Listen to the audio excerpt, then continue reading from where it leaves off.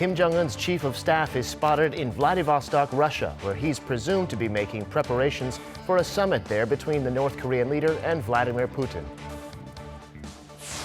The Bank of Korea lowers its GDP forecast for Korea this year by 0.1%. The reason was weakness in exports, but things are expected to turn around later in the year. And President Moon Jae-in in Turkmenistan visits a Korean-built chemical plant. He and the Turkmen leader have agreed to expand their country's ties, especially in the lucrative energy sector. It's 4:00 p.m. here in Seoul. Thanks for joining us on our afternoon newscast. I'm Devin Whiting. Kim Jong-un's de facto chief of staff, Chang-son, is in Vladivostok this week amid speculation that the North Korean leader himself will go there next week for a summit with President Putin. Japan's Fuji News Network has aired footage taken on Wednesday that it said showed Kim Chang-son inspecting the area near Vladivostok Station. That's backed up by Japan's Kyodo News Agency, which cited Russian officials as saying a high-level North Korean official was in the city. That also, apparently, Kim Chang-son. A summit set for next week has been confirmed by the Russian Foreign Ministry, according to the Russian daily Izvestia. That paper said Putin will sit down with Kim before he travels to China for the One Belt, One Road summit on April 26th and 27th. Both Kim Jong-un and Donald Trump have said they'd like to have another summit in principle.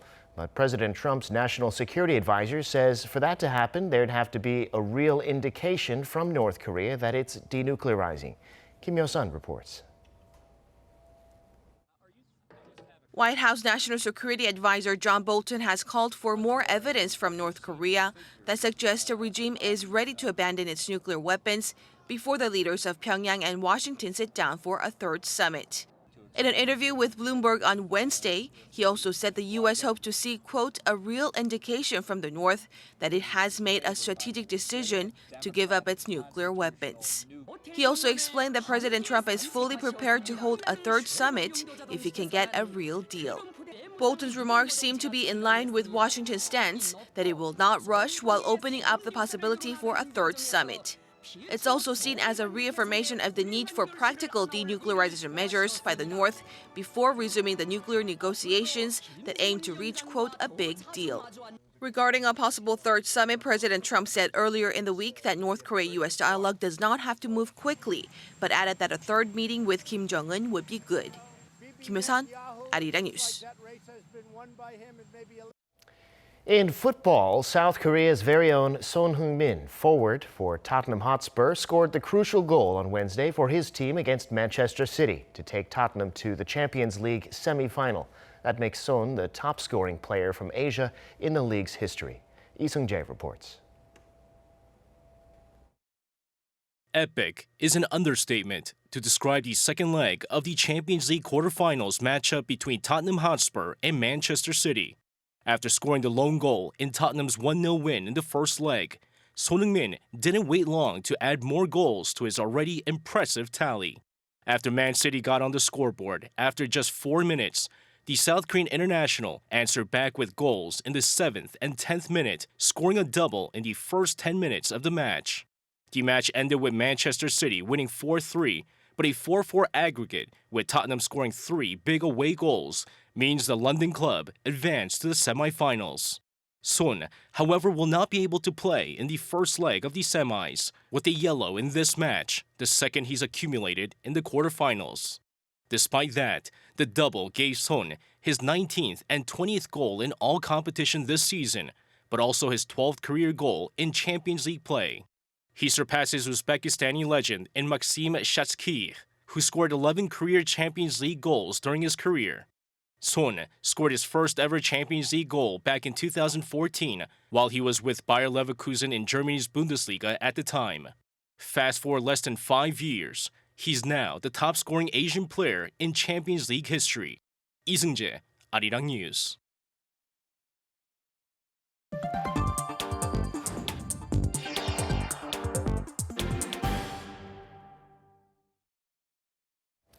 South Korea's central bank has lowered the country's economic growth forecast for this year to 2.5%. As for why, the BOK pointed to sluggish exports and investment. Go Jun-hee reports. The Bank of Korea on Thursday lowered South Korea's economic growth forecast for this year to 2.5%. This is down from its earlier projection of 2.6% back in January. As for why, the central bank pointed to two main reasons. The BOK has lowered its growth forecast for this year by 0.1 percentage points. This is because exports and investment were more sluggish than expected in the first quarter. We expect the growth trend to gradually recover in the future thanks to the expansion of fiscal spending and improvement in exports and investment figures. The announcement comes after Korea's outbound shipments decreased on-year for 4 consecutive months, mainly due to poor chip sales. Facilities investment also dropped by more than 10% on month in February. On a brighter note, things are looking better in private consumption and employment. Consumption is expected to grow moderately by 2.5%. The BOK expects 140,000 new jobs to be added this year, up from last year's figure of 100,000. Reflecting the slowing overall economic growth, the Bank of Korea on Thursday also kept its benchmark interest rate unchanged at 1.75% for April. The central bank has maintained its key rate at the same level since November last year, when it raised the rate by 0.25 percentage point. When the BOK explained the background behind the decision, it pointed to the low inflation rate. Korea's consumer price index fell to within the 0 to 1% range, mainly due to the drop in prices of agricultural and petroleum goods. The central bank predicts the index will rise by 1.1% this year. Analysts added this move comes after many major countries such as the United States affirmed their commitment to being patient with monetary policies. While the BOK believes the nation's economic growth will continue in line with its potential growth rate, the bank said it will keep its accommodative monetary policy because the demand and inflationary pressure isn't that great. 고륜이 아리랑 뉴스. Now it's time to check up on the market action on this Thursday, and for that we have on the line Mr. Daniel Yu, Global Strategist at Kiwoom Securities. Mr. Yu, thanks for joining us today. Thank you for having me. So we just heard the Bank of Korea decided to keep interest rates steady, but it's lowered its forecast for GDP growth to just 2.5%. The interest rate decision was pretty much expected, but how did the local markets react today? Yes, today's market has been quite severely down by more than 1.5% on the both markets of the KOSPI and KOSDAQ. As you said, the rate was capped at 1.75%. Last year, November was the time when they raised the rate from 1.5% to 1.75%. But now it seems that the BOK continues to remain at the current rate. Reason for that is because the U.S. Fed is no longer planning to raise interest rate from current range of 2.25 to 2.5%. And the Korean Central Bank will be likely to keep this rate probably for a while. Some are expecting that there must be some kind of rate cut in order to boost the economy. But that's not going to happen unless there is a rate cut coming from U.S. or China in the future. It seems that BOK will use the wait-and-see strategy since that there is a supplementary budget coming through of about 7 trillion won that can boost the economic growth rates. But nevertheless, they have lowered the economic growth rate to 2.5%, and that has resulted into negatively to the Korean equity market today. Yeah, definitely some pressure taken off the BOK for now. But yesterday we got the GDP figures from China for the first quarter, better than expected there at 6.4%. Stocks on Wall Street pretty steady after that. What are the global markets doing today? Right.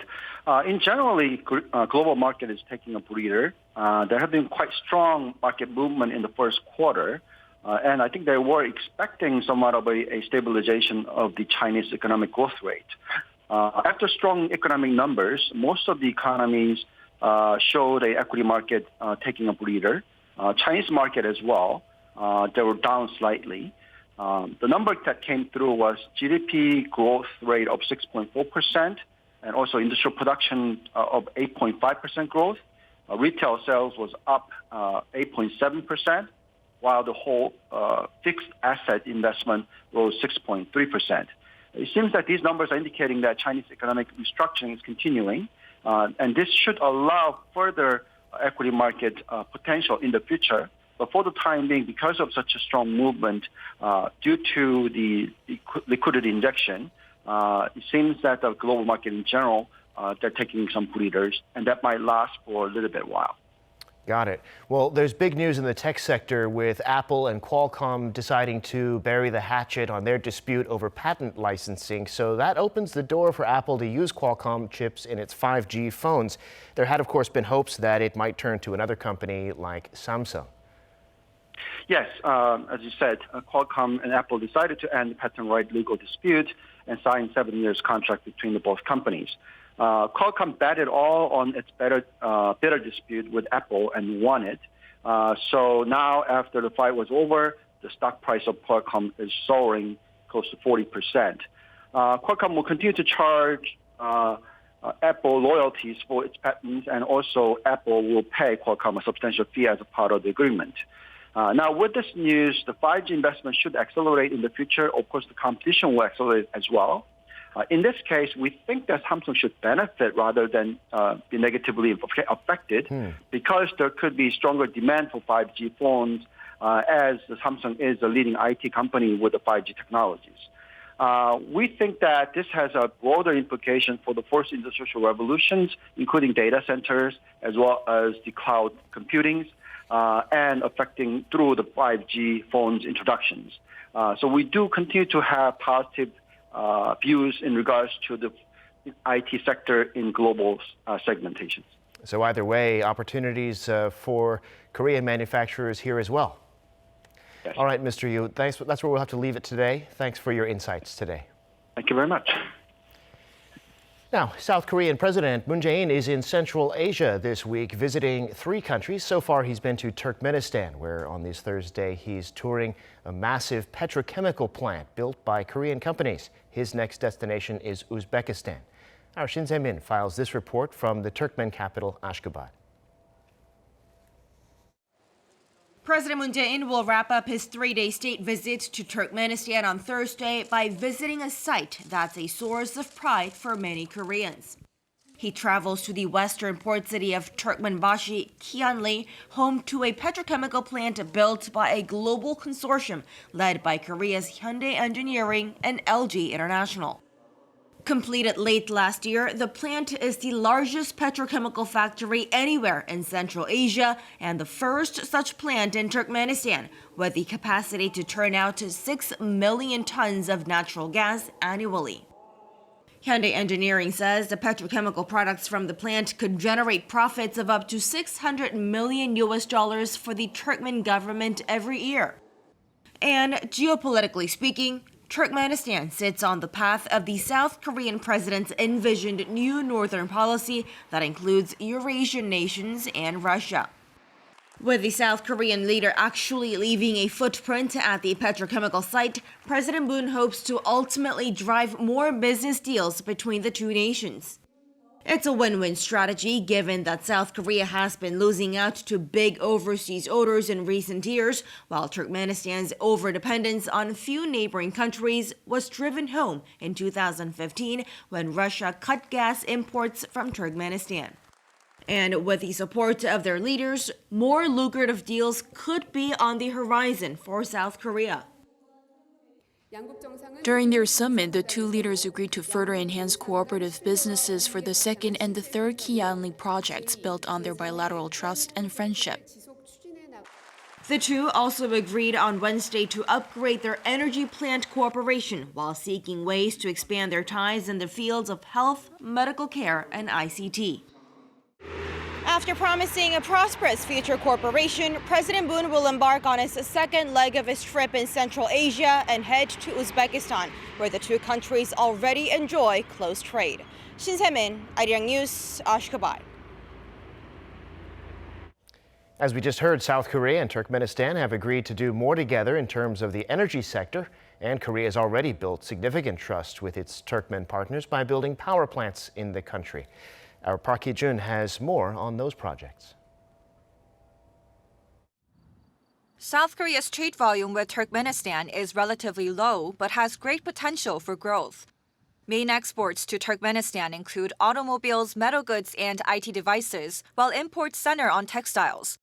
But the most promising growth comes from the energy sector. The value of construction orders received for energy plants amounts to a total of $10 billion as of this month. South Korean companies earned the Central Asian country's trust by successfully building numerous energy plants contributing to the Turkmen economy. Global consortiums led by Korean firms completed a natural gas processing plant in Galkanish and a petrochemical plant in Kiyanly. The Kiyanly plant alone is expected to generate an annual profit of $600 million for the Turkmenistan government. And with the leaders of South Korea and Turkmenistan having agreed to push for further cooperation in the area, it's anticipated that President Moon Jae-in's visit this week will create momentum for landing further deals on energy projects. Turkmenistan also boasts the world's fourth largest supply of natural gas, making up to 10% of global reserves. South Korea hopes to boost cooperation in developing resources in its efforts to diversify industries. And with the two countries having signed MOUs during their bilateral summits, economic cooperation is also expected to advance in other sectors such as transportation, logistics, ICT, healthcare, and sports. Park Hee-jun, Arirang News. The South Korean government will submit a supplementary budget proposal to the National Assembly next Thursday. That plan is expected to be worth up to $6.2 billion to be spent on issues related to people's safety and to protect against risks to the economy. Kim Min-ji reports. Preparations for the third supplementary budget of the Moon Jae-in government are well underway. At a meeting between the government and the ruling Democratic Party on Thursday, the two sides said the focus of the extra budget will be dealing with matters related to people's safety, as well as taking preemptive measures against economic uncertainties. Timing is key for the impact of the extra budget. When it's submitted to Parliament, local governments will need to draw up follow-up measures. The government will submit the bill on April 25th. The government will also set up a task force for the swift deliberation of the budget. For starters, the government plans to increase infrastructure that can measure and monitor fine dust levels, as well as come up with ways to reduce emissions. The plans also include providing air purifiers in facilities used by the general public and masks for the underprivileged who work outdoors. The budget will also be used to provide support for those affected by the recent forest fires that broke out in Gangwon province. That includes measures to restore forests as well as strengthen equipment and manpower to fight fires and provide support for the victims in the region. A portion will also be set aside to provide assistance to the southeastern city of Pohang, which was hit by a 5.4 magnitude earthquake in 2017. A recent investigation said that the quake was a man-made disaster that could have been triggered by experimental geothermal power plant. The government said it will step up on-site monitoring and management of geothermal power plants, as well as provide policy funds for small businesses and the self-employed in the region. Some of the budget will also be used to tackle downside economic risks, especially with gloomy outlooks for the global economy, as well as the slump in Korea's exports and investments. Funding support will be provided for small companies, while the government will also devise customized measures for exporters. The two sides said the country's tax revenue will be considered when drawing up the extra budget. The figure is not expected to exceed $6.2 billion. The ruling party called for cooperation from the opposition bloc, saying they should put their political interests aside as the budget is for the people. Opposition support is a must. A number of opposition parties have been demanding the drawing up of one extra budget for natural disasters and another separate one for other purposes. But this is just seen as a political tactic. The budget is for the people's safety and to boost their livelihoods. The government is aiming to get the bill passed in May, but deliberations are expected to be tough. While the opposition have welcomed a supplementary budget to help victims of natural disasters, they say they will not accept it being used to sway voter sentiment in the ruling party's favor ahead of next year's general elections. Kim Min-ji, Arirang News. This year, South Korea and the Philippines are celebrating 70 years of diplomatic relations, and in light of that anniversary, they've decided to pursue a bilateral free trade agreement. South Korea's Trade Minister Yoo Myung-hee in Manila on Wednesday said she and her counterpart there had agreed to strengthen their ties in economy and trade. They decided to finalize their negotiations in time for November, when the ASEAN-Korea Commemorative Summit will take place in Busan. Bilateral trade last year between South Korea and the Philippines reached $15.6 billion, making the Philippines South Korea's fifth biggest trading partner among the ASEAN member countries. The South Korean government said a bilateral FTA would help to expand Korea's trade and investment.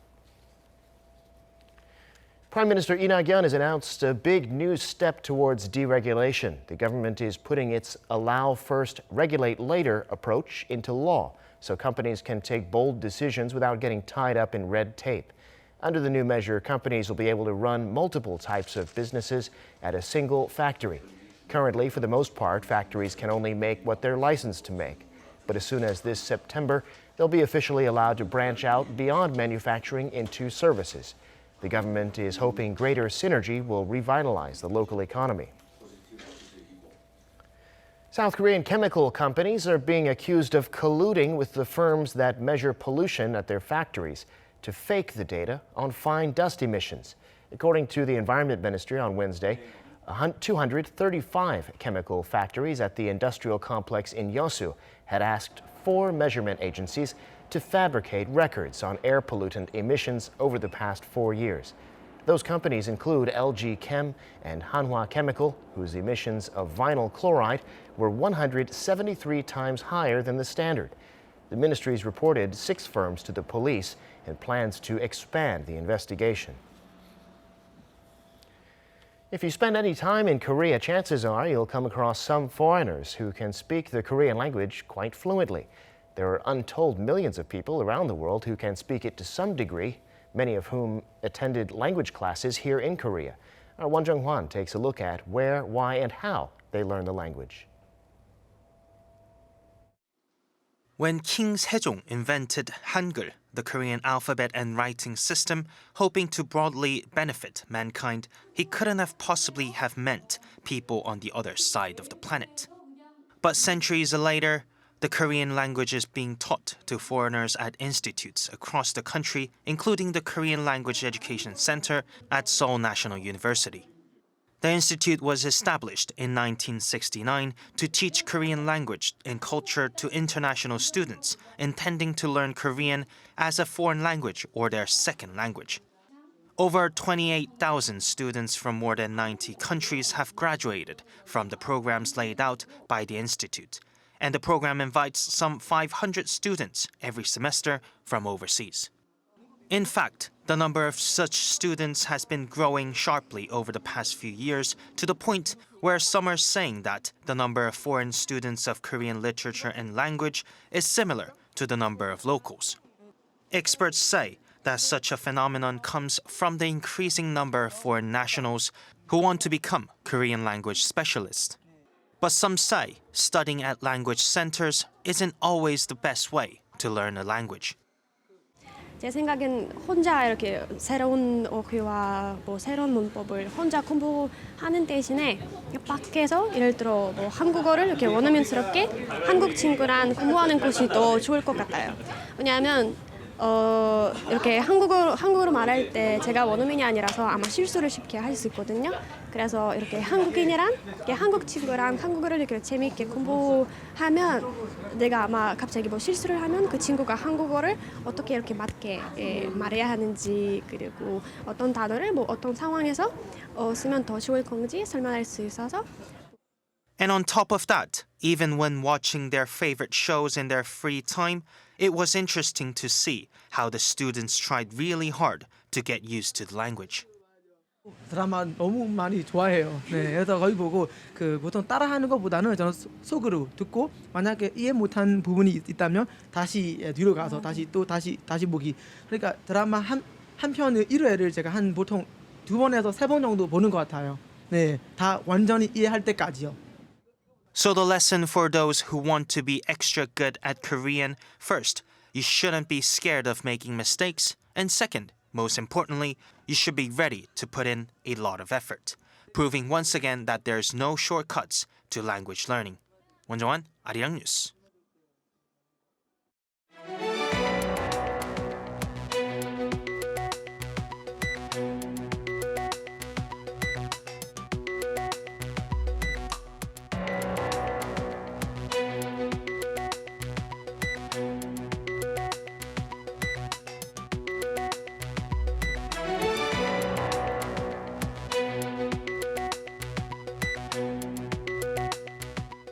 And that brings us to the end of this newscast. Thanks for being with us. More live news coming your way at 7 p.m. Korea time.